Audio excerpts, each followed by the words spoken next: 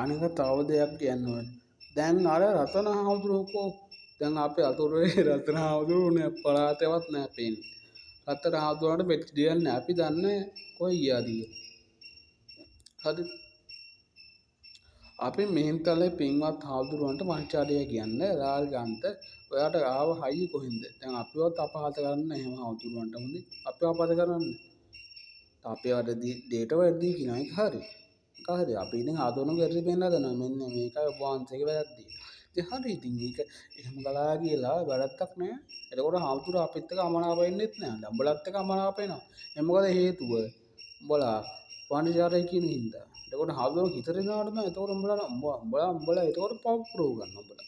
හාමුදුරුවෝ කියන්නේ හරි පින්වත් චරිතනේ ඔය. ඒවට මේ කරහන්න ඕන නෑ අපි. තේරුණාද? ඒවට මේ වනචාරියෝ අරමුණට මේගොල්ලෝ කියන්න එපා.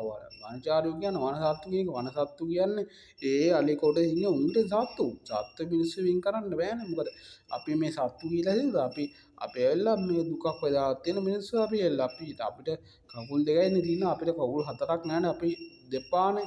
අපි සිව්පාව නෙමෙයිනේ අපි. අපේලා දෙපා. එහෙම තමයි උගන්වලා තියෙන්නේ. ඉස්කෝලේ යන කාලේ පොඩි කාලේ ඉගන්නේ එහෙම.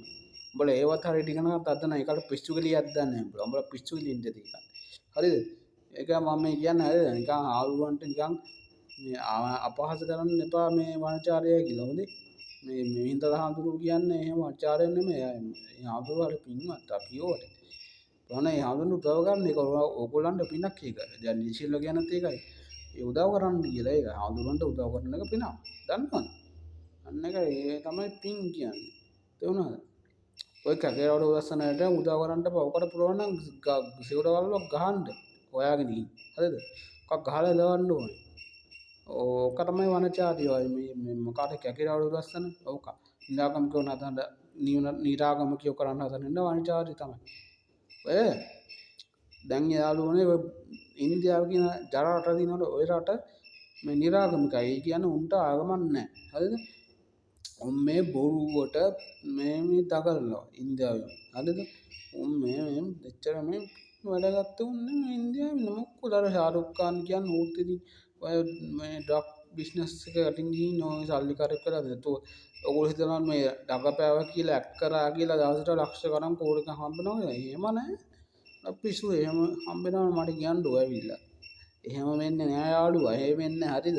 අපිව අන්දන්න මේ ගුණට අන්දන්න බෑ. හරිද? අපිට මොලේ දෙනවා මොලේ වැඩි උඹලට වඩා අපිට. හරිද? මේ එච්චර කතාව. මේ නිකම් මේ